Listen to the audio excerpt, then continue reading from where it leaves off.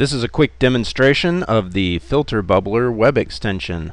I'm going to load a copy that I have built from a Git checkout. When we have this loaded into the add-on store, you can load it from there. But for now, you'll see it here how to load it from a Git checkout. So this is in my home directory. I've already built it. I'll show you that in another video. And so from the output extension directory, I can select this manifest JSON, and that loads the extension. You'll see a new menu up here that is the FilterBubbler extension. So what does FilterBubbler do? FilterBubbler is a tool for classifying web pages using, I guess you could say, machine intelligence. We're using the same kind of machine intelligence that, say, your spam tool, your spam blocker in your email uses, but we give you a lot more options about controlling what it classifies, and instead of classifying emails, we're classifying web pages that you browse. So how does that work? Okay, let's have a quick demonstration. So the main components of FilterBubbler are recipes, which are a combination of corpora and different classifiers. Right now, the only classifier we support is called a Bayesian classifier, and it is essentially what most spam filters use. So how does a corpus work? What's a corpus? A corpus is a collection of web pages and that are tagged into topical groups. So let's, as an example, I'm gonna let's just do something dumb. We'll call it boring or awesome corpus, and here we'll make a classification of boring and a classification of awesome. So boring things that we might not want to have to read about, let's say bankruptcy. That's boring. Who wants to read about that? It's just tragic. So we'll classify that as boring. Maybe let's look up leases. Leases are a nice businessy thing that most computer nerds might not want to have to think about. And so there's like two examples of something that we think is boring. Really limited space of boringness, but still kind of boring. So then let's also make a let's look up some exciting things like video games. Everybody loves video games. They're awesome. So we'll say awesome video games. What else is awesome? Like a PlayStation, pretty awesome. And what else? Oh, Nintendo, let's say. Awesome. Bink. Okay, so now we've classified some web pages. So what can we do with this? Well, let's make a recipe that is a boringness detector.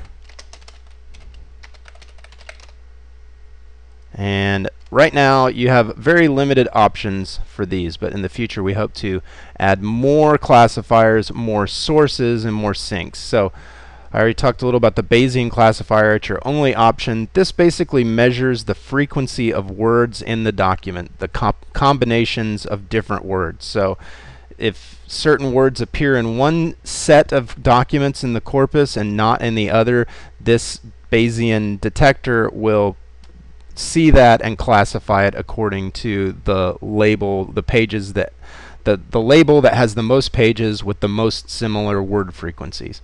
So the only source you have right now is the current page, which is the page you're looking at in the browser, and the only sync you have is the extension drop-down, which is this window, basically the matches section.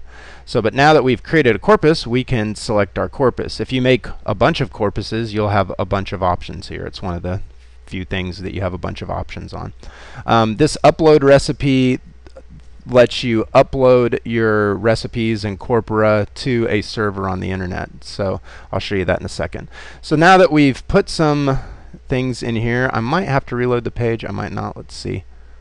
Now, the boringness detector exists now in this matches page, and it thinks that this page is awesome. And so let's see if we go to, let's go back to leases. And if we see what it thinks about this, it thinks it's boring. But now what's interesting is let's go to some pages we haven't been to yet. And so here's real estate.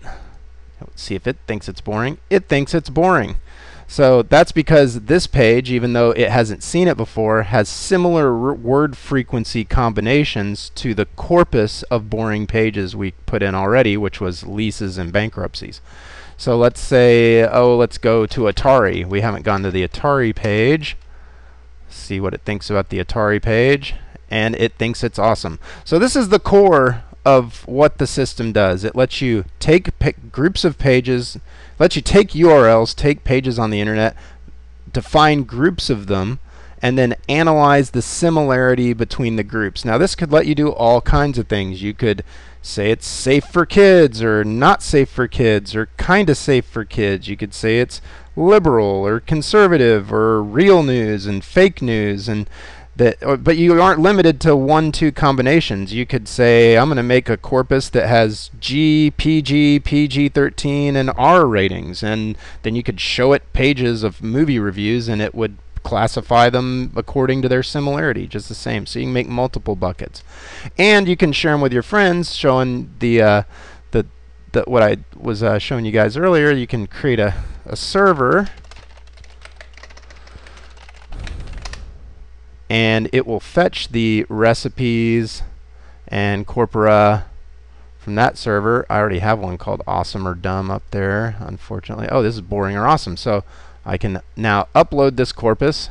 I can pick my server and then upload it, and then other people who have access to that server could download my classifications, and they could do the same kind of judging on their systems for whatever kinds of classifications I want to invent. And so the idea here is to create a tool that lets people easily define categories and groupings of documents by their content, and then automatically analyze their own browsing habits to figure out what kinds of documents they're looking at. And there are all kinds of applications for this.